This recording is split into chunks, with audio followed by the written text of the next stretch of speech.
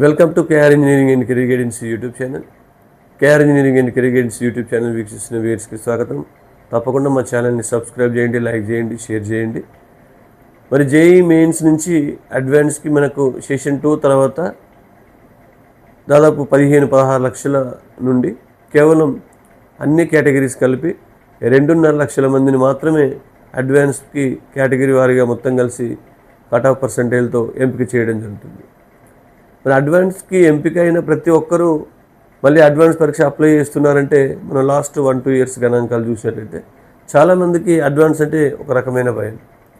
అడ్వాన్స్కి qualify అయినప్పటికీ మాకు advance వస్తుందా, ఆ పేపర్ చాలా కఠినంగా ఉంటుంది అని చెప్పేసి చాలామంది అడ్వాన్స్ పరీక్షకు రిజిస్ట్రేషన్ చేసుకోవడానికే వెనుక ముందాడుతున్న పరిస్థితి. మరి అంత భయం అవసరం లేదు. చాలామందికి తెలియని విషయం ఏంటంటే జేఈ మెయిన్స్ కంటే అడ్వాన్స్లో కాంపిటీషన్ చాలా తక్కువైపోతుంది. మీరు ఆల్రెడీ 14-15 లక్షల నుంచి 2.5 లక్షల్లోకి వచ్చేసారు. మరి దీంట్లో కొంత ప్రయత్నం చేస్తే, కొంత సీరియస్నెస్ ప్రయత్నం చేస్తే డెఫినెట్గా ఇర్రెస్పెక్టివ్ ఆఫ్ బ్రాంచ్ ఏదో ఒక బ్రాంచ్, ప్రధానంగా అమ్మాయిలకు రిజర్వేషన్ కేటగిరీ వాళ్ళకైతే జస్ట్ క్వాలిఫై అయితే మీకు ఏదో ఒక బ్రాంచ్లో ఐఐటీలో సీట్ వచ్చే అవకాశం ఉంటుంది.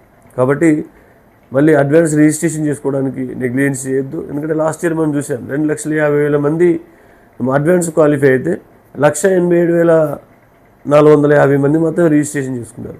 ఇంకా అందులో విచిత్రం ఏంటంటే ఈ 187,000లో రిజిస్ట్రేషన్ చేసుకున్నప్పటికీ రాసిన వారు 180,000 మంది, అంటే 7,500 మంది స్కిప్ చేశారు. ఒక పేపర్ రాయడం కానీ, కొందరు అప్లై చేసి కూడా రాయకపోవడం కానీ. అంటే ఈ 180,000 నుంచి మనం ఆటోమేటిక్గా కాంపిటీషన్ కేటగిరీ వారు ఉంటుంది. కాబట్టి ఈజీగా మనం మెయిన్స్ నుంచి అడ్వాన్స్ తక్కువ పర్సంటేజ్, తక్కువ కాంపిటీషన్కి వస్తాం. కాబట్టి అడ్వాన్స్లో సీరియస్ ప్రయత్నం చేస్తే తప్పకుండా విజయం సాధిస్తారు.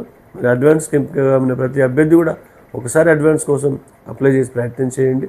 ప్రయత్నం చేయడంలో మీకు వెనకంజ వేయద్దు. ఎందుకంటే చెప్పలేం ఏ బ్రాంచ్ వచ్చినా మనకు మంచిది అడ్వాన్స్లో. ఎందుకంటే అడ్వాన్స్లో రాబోయే ర్యాంక్ ద్వారా మనం ఐఐటీస్లో సీట్లు పొందుతాం. కాబట్టి ఆ విషయాన్ని గమనించి అడ్వాన్స్కి ఎంపిక కాబడే ప్రతి ఒక్క విద్యార్థి అడ్వాన్స్ రిజిస్ట్రేషన్ చేసుకోవాలని కోరడం జరుగుతుంది. Thank you.